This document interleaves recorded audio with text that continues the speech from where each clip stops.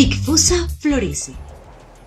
Bueno, para la composición de esta imagen, con Natalia, la directora del festival, estuvimos hablando sobre cómo todo este recogimiento que se quiere hacer en esta 10ª versión sobre el florecer y bueno, haciendo alusión a que estamos en la ciudad jardín y toda la inspiración que esto condensa.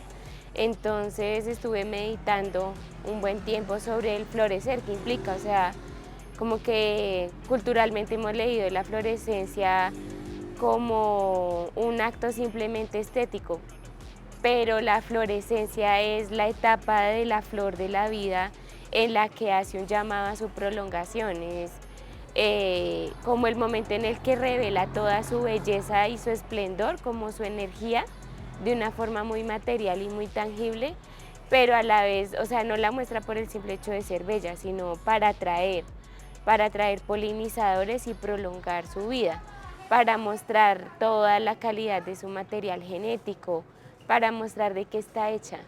Entonces estuve pensando en eso, en toda la potencia del florecer, de esos momentos de la vida en los que florecemos y nos impulsan para ir por algo más alto, por algo más grande. Bueno, la composición de esta imagen, menos mal tuve como un buen tiempo para madurarla, o sea, yo siento que cuando puedo contemplar en mi cabeza, priorizar, imaginar con más detenimiento, salen como procesos más maduros conceptualmente.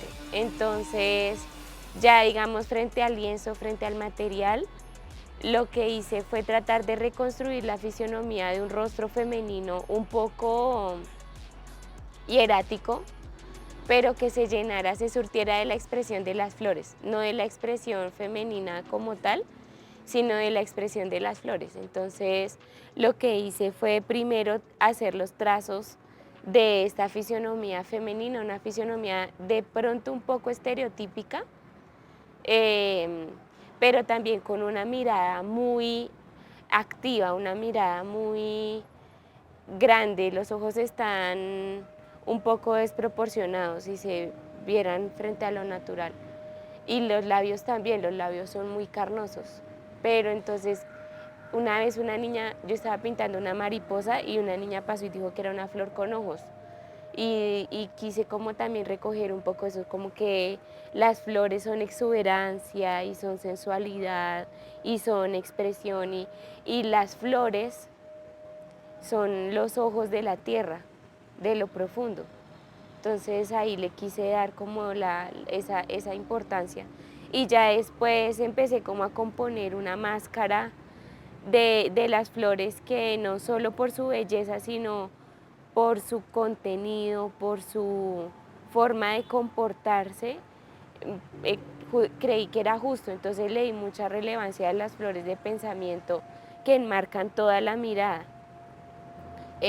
A las orquídeas, pero me enfoqué en orquídeas nativas, en orquídeas poco comerciales, porque creo que esa es una de las funciones que ha desarrollado un poco también el festival.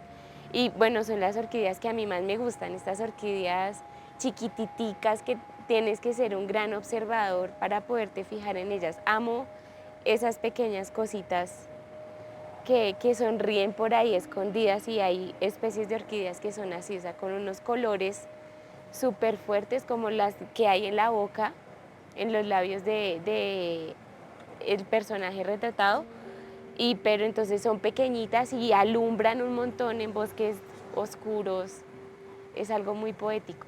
Entonces ya después, cuando me fui yendo hacia la composición de los elementos de la cabeza, eh, bueno, la cabeza siempre es una zona como con muchísima carga semiótica, entonces eh, fue cuando decidí retratar el colibrí, porque no se trataba de hacer simplemente un tocado de flores como si llevara un florero en la cabeza y en la cara, sino retratar vida, retratar dinamismo, que ahí en eso, en esa explosión de colores también están sucediendo cosas.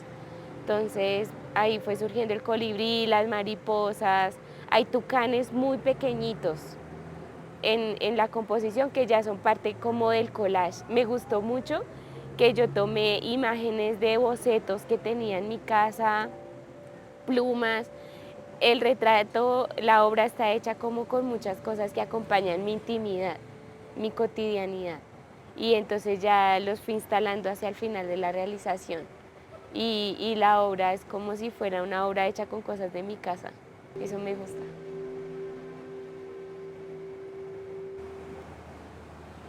Bueno, sí, necesitábamos una imagen que nos hablara de la realización, de lo femenino, como de muchos conceptos, un discurso visual muy enriquecido.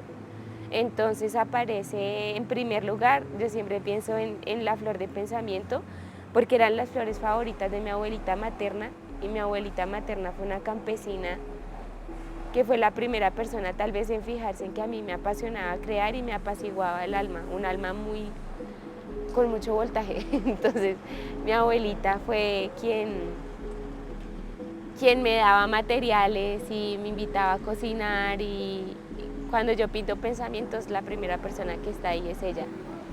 Y en los pensamientos ellos, los colores en ellos se degradan de una forma muy similar a las nebulosas en las fotos que nos muestran, que nos dicen que son el universo exterior. Entonces también cuando pinto pensamientos estoy pensando en nebulosas, en lo cósmico. Y me parece muy lindo que una flor se llame pensamiento. Imagínate, o sea, es como el poder de que nuestras ideas florecen, de que la mente, las ideas son la florescencia de la mente y del ser.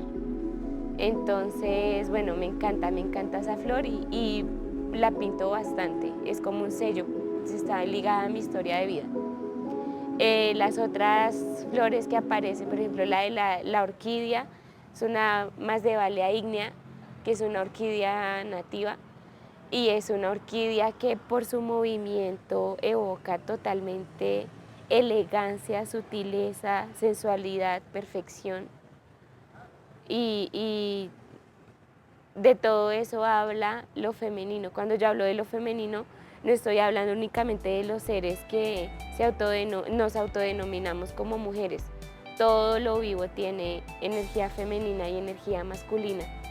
Y, y la sensualidad es esencialmente energía femenina. Entonces me parecía fundamental ponerla, bueno, en los labios y en otras partes del rostro.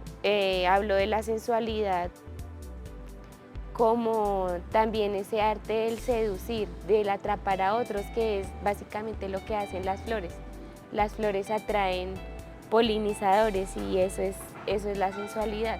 Y las orquídeas son las grandes maestras de la sensualidad. Una vez con un amigo botánico nos preguntábamos, o sea, las orquídeas son las plantas más evolucionadas.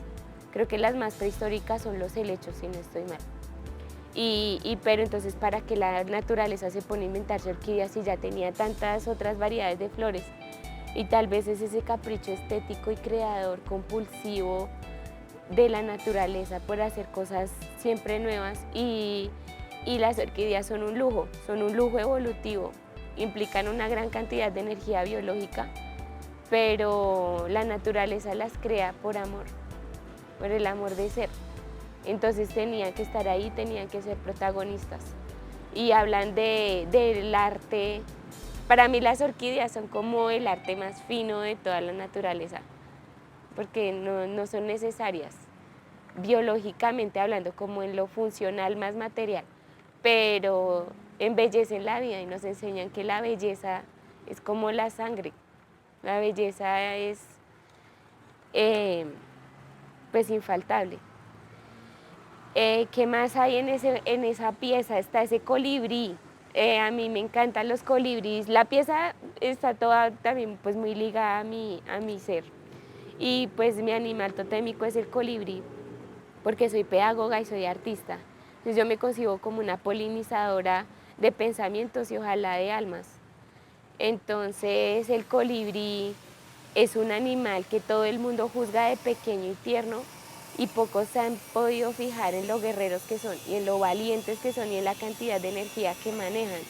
Es un animal que el corazón le late, no le late, le zumba de la cantidad, o sea, ellos viven en una frecuencia inimaginable para el ser humano. Son como una expresión muy sutil y muy elevada de la energía de la vida. Y son muy guerreros, son territoriales y tienen confrontaciones a muerte. Y cuando hasta las aves más gigantes se esconden en la tormenta, el colibrí sale, porque si no sale se muere. Y el colibrí es de las muy pocas aves que no se pueden encerrar en jaulas, porque se mueren. Su esencia es la libertad más pura. O sea, ni siquiera un cóndor de los Andes es tan libre como un colibrí. Entonces, para mí el colibrí es el ave súper top. Entonces, también ahí están los colibríes. Las mariposas, hablando de la transformación, de ese mutar, de lo que se juzga como feo, pero que es necesario para que exista algo que después se juzga como bello. Y pequeños tucanes que son maestros del color en la selva. La pieza está así y obviamente los ojos le puse plumas de cola de pavo real, porque son, según la mitología griega, los ojos de Ares, de Argos, perdón. Entonces, bueno, ahí está también todo un juego sobre el discurso de lo visual, con esas plumas de pavo real.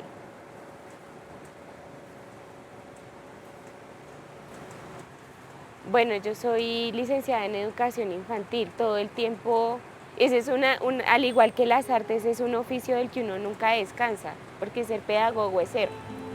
Entonces yo todo el tiempo me estoy preguntando por la educación y en esa medida por el papel de iniciativas artísticas en la formación no solo de niños y niñas que van a un colegio, sino de ciudadanía, de comunidad. En un momento histórico en el que se nos cercenan tantas oportunidades de desarrollo del pensamiento crítico, de la creatividad, de la imaginación, de todo lo que nos empodera como seres humanos y nos enamora de nuestra libertad. Iniciativas como FICFUSA en una provincia como Fusagasugá son fundamentales. O sea, eso es darle nutrición de primera a las mentes de las comunidades. Pero entonces no toda la comunidad obviamente va a recibir de primerazo este alimento cultural. Hay que ir formando el público, hay que ir puliendo el escenario, pero estos son semillas de alta calidad de cultura que son fundamentales para que vivamos mejor. Una comunidad sin cultura, sin un buen plantío cultural, declina ante el abuso, declina ante la corrupción, declina ante los vicios. Las iniciativas culturales en las provincias son fundamentales para que los niños y las niñas eleven su mente y sean capaces de crear y de transformar su vida. Entonces, iniciativas como esta y que se proyecten y se sostengan a lo largo del tiempo son ejemplares y toda la comunidad debe ir creciendo en su conciencia para apoyarlas.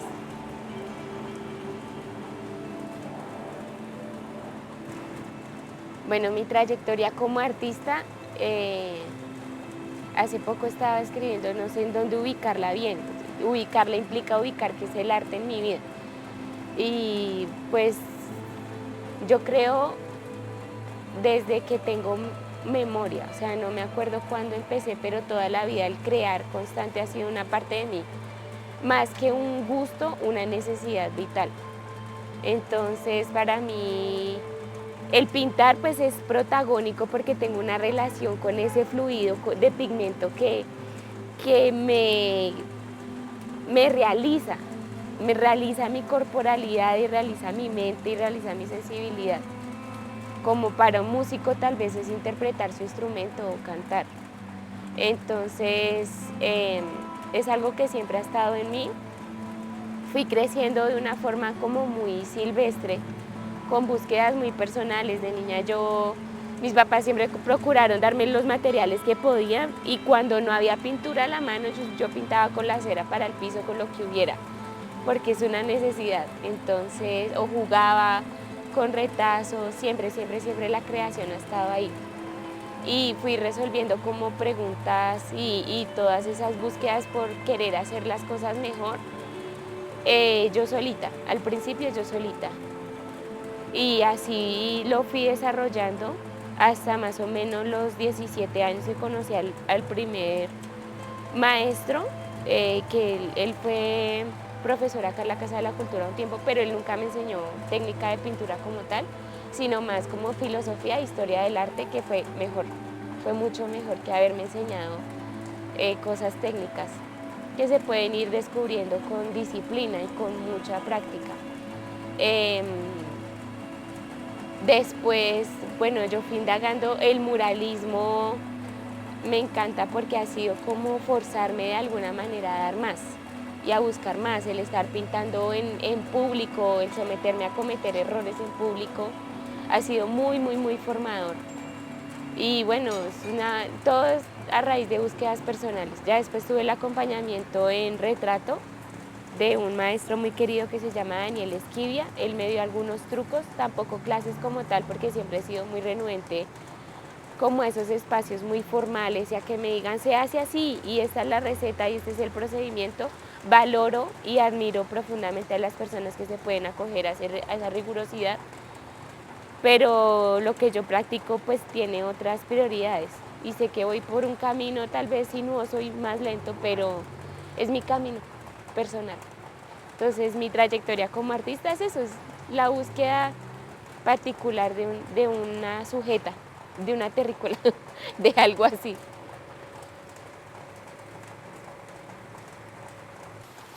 Bueno, la pregunta por las mujeres es una pregunta que me encanta, porque cualquiera diría que tendría que pensar de inmediato en nombres grandes y me entristece que en mi región no cuento con grandes referentes, porque las mujeres, acá hay muchos artistas, pero la escena está muy dominada todavía por lo masculino. Y bueno, a las mujeres se nos han dado como otros espacios, pero muy como desde lo hogareño. Y entonces en esa medida, al buscar nombres, encuentro rostros, y encuentro rostros de las abuelitas que tejen esas carpetas coloridas, encuentro los rostros de las mujeres de la Plaza del Mercado, que es mi templo de inspiración número 1 en la vida. Siempre que me falta inspiración me voy a la Plaza del Mercado. Y detrás de esos rostros de esas vendedoras en la plaza me encuentro los rostros de las campesinas, que son las mujeres que más me inspiran, porque soy nieta de campesinas, con todo el honor del mundo. Mis abuelitas me transmitieron juntas el amor por las flores, el amor por el crear, el amor por cultivar, el amor por conectarse con la vida. Ellas son las grandes artistas que siempre me han inspirado y me inspiran sus historias.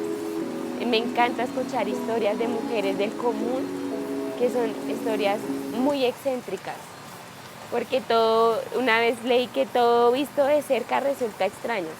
Y en las mujeres sí que pasa, usted ve una mujer aparentemente con una vida normal y es tan solo hacer un poco de zoom a su alma y encuentra unas luchas y encuentra unas evoluciones y unos descubrimientos muy complejos. Entonces, ¿qué mujeres de mi región me inspiran? Todas a las que he podido conocer y escuchar de alguna manera. Toda mujer es una fuente inagotable de creación. Y las mujeres del Sumapaz estamos llenas de esta energía del territorio, estamos llenas de florescencia. Entonces, las mujeres de mi territorio me inspiran demasiado.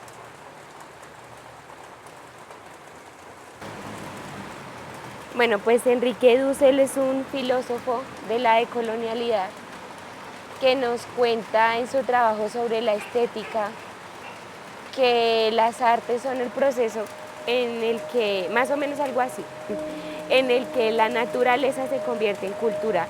Las artes son lo que habla de una especie singular, del animal con fantasías que somos los seres humanos, que convierten todo lo que es natural en cultura, como en ese tejido de imaginación y sensibilidad que compartimos. Para cualquier territorio es fundamental tener ese tejido fuerte y muy vivo y muy dinámico, porque eso es lo que la hace más humana. Está más que comprobado que en las comunidades en las que se deteriora el tejido cultural y artístico, avanza la violencia, avanza la vulneración de los derechos, los seres humanos perdemos dignidad. Mientras que cuando estamos cobijados por un tejido cultural que nos sensibiliza, somos más capaces de cuidar de nosotros mismos y de los otros. Entonces, toda iniciativa que propenda por fortalecer ese tejido cultural es fundamental para la sana convivencia, para el desarrollo intelectual. Y en esas medidas, y es lo que muchas veces nuestros gobiernos no han entendido, fortalece hasta nuestro desarrollo económico, porque nos hace más capaces de crear, nos hace más eficientes, más que en términos empresariales y productivos, como comunidades más despiertas, que potencian más su energía. Entonces, cuando tenemos niños y niñas que acceden a escenarios culturales enriquecidos, tenemos niños y niñas con más ideas, con la mente más despierta y con el corazón más empático, más abierto. Entonces, bueno, ese es como nuestro rol, tanto como educadoras y educadores, como creadores de artes, llevar esa semillita y fortalecerla, estarla regando en nuestra comunidad, es fundamental.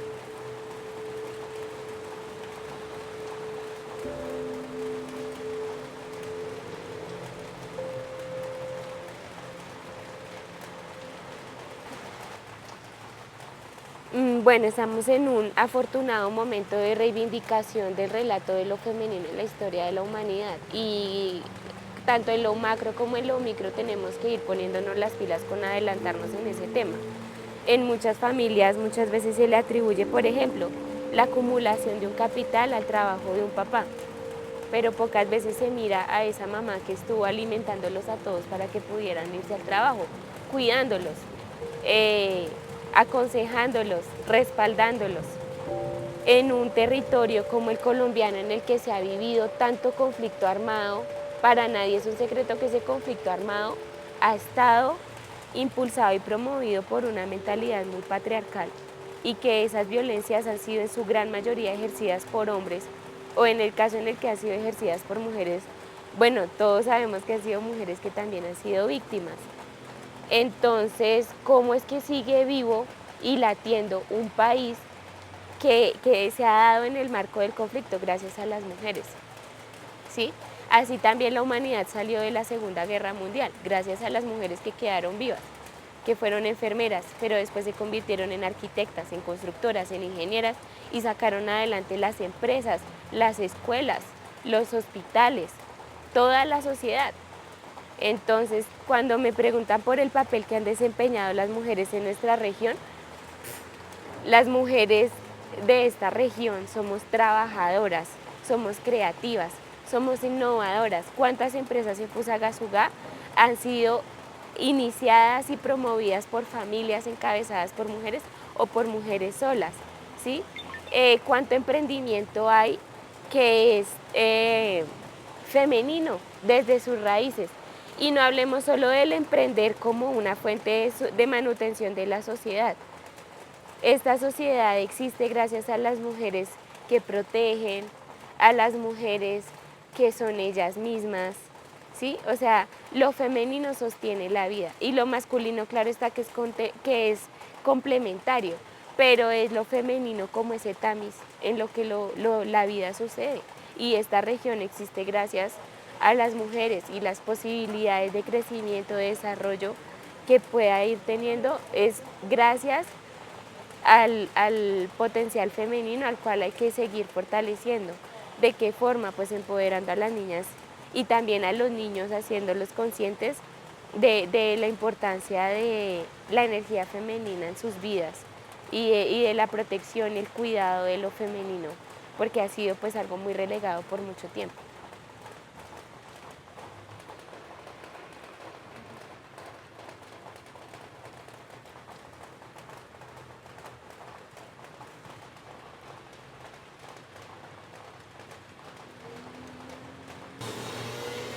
Bueno, pues el cine es como un arte muy complejo, es el arte que nos aglutina a todos los demás, porque los cineastas tienen el poder de crear completamente universos nuevos y para eso requieren todas las expresiones de la energía, lo visual, lo sónico, lo electromagnético, todas las energías. Y entonces en esa medida ellos convocan a todo el resto de las artes. Para mí el cine es acceder a universos nuevos, a universos artificiales y a veces a la agudeza, como a universos que han sido reales, pero vistos en el microscopio. Entonces el cine es una expresión artística que nos da la oportunidad de dar miradas muy profundas, muy agudas a la condición humana. Todas las artes lo son, todas las artes son la expresión de la condición humana, pero el cine en especial lo hace desde tantos lenguajes y de una forma tan nutritiva que pues es un alimento cultural, como un multivitamínico cultural. Entonces, siempre el acceder al cine, aunque no accedo todo lo que yo quisiera y sé que necesito, es una oportunidad de ampliar mi sentido estético, de ejercitar mis recursos discursivos y creativos, de cuestionar elementos creativos. El cine, desde el lugar que yo ocupo en su esfera, que es el lugar de espectadora, es un gran maestro. Y para las comunidades es fundamental el cine porque es una forma, por ejemplo, todas las comunidades cuando llegan a hacer cine sobre sí mismas, eso es una escuela psicológica colectiva muy intensa, porque el verse, el escucharse, el narrarse, es una lectura muy profunda de lo que se es. Y mirarnos con esa intensidad nos permite transformarnos. Entonces, bueno, el cine, uff, ya.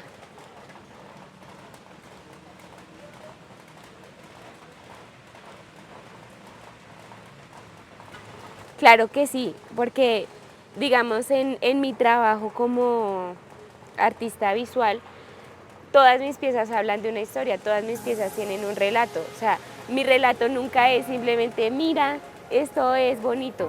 No, a esto le suceden cosas. No solamente se ve bien y te conecta y te atrae. Esa es la idea. La idea es que te hable de algo, te genere preguntas y ojalá diálogos.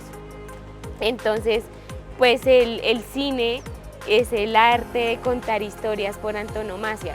Todas las formas de arte cuentan historias, pero el cine lo hace pues de una forma muy aguda y muy compleja y eso es su oficio, o sea, porque muchas veces, por ejemplo, en una canción no estamos predeterminados a escuchar una historia, pero si vamos a ver una película queremos ver historias.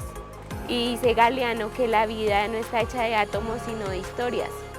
Entonces yo tomo del cine ese poder de contar y de contar con los colores, de contar con los tiempos, de contar con los ritmos, con los lugares, con el espacio. Digamos que mis obras pictóricas quisiera que fueran películas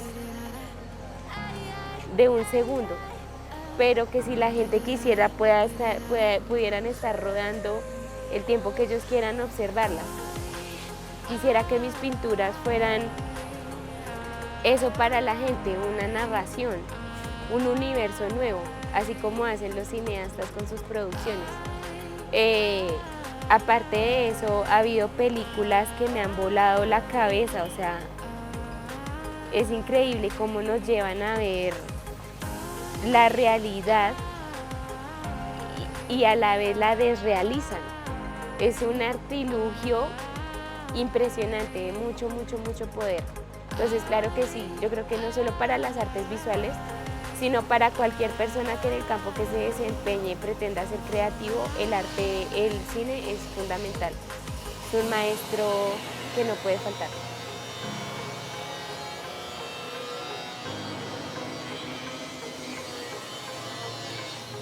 Esa pregunta es muy compleja y a la vez muy necesaria, porque ha habido muchos autores, por ejemplo, el autor de La vendedora de rosas, que ha retratado de una forma muy cruda la más cruenta de las realidades, las más cruentas en plural, porque son muchas, de las realidades propias de Colombia.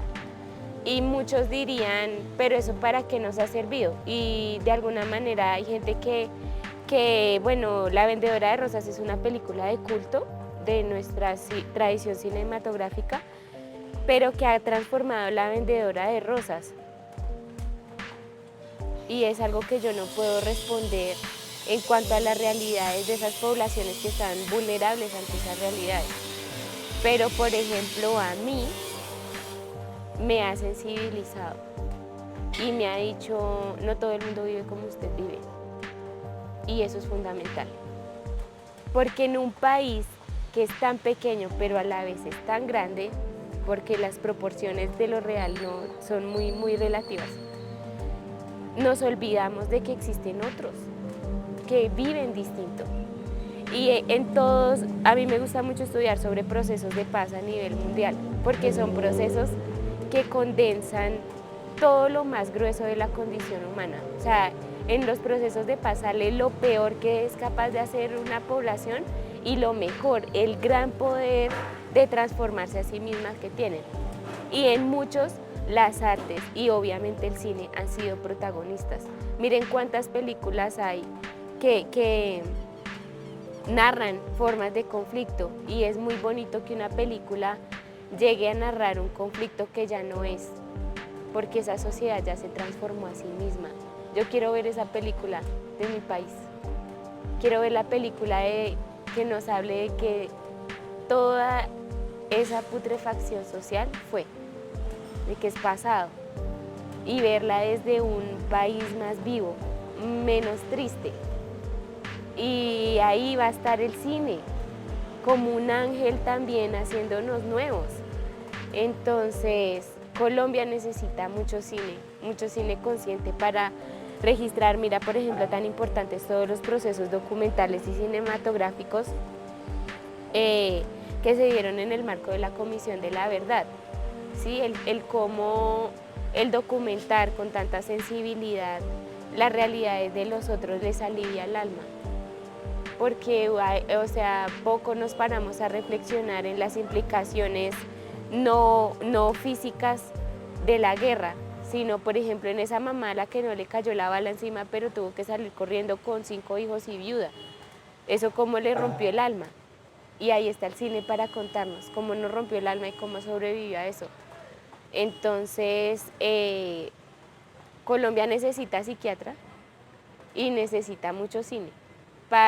El cine puede ser una gran terapia para este país, dicen unos profesores de mi universidad, amnésico, afásico y bueno, muy ignorante, lamentablemente. Entonces el cine es nuestra gran terapia social. I don't believe I could.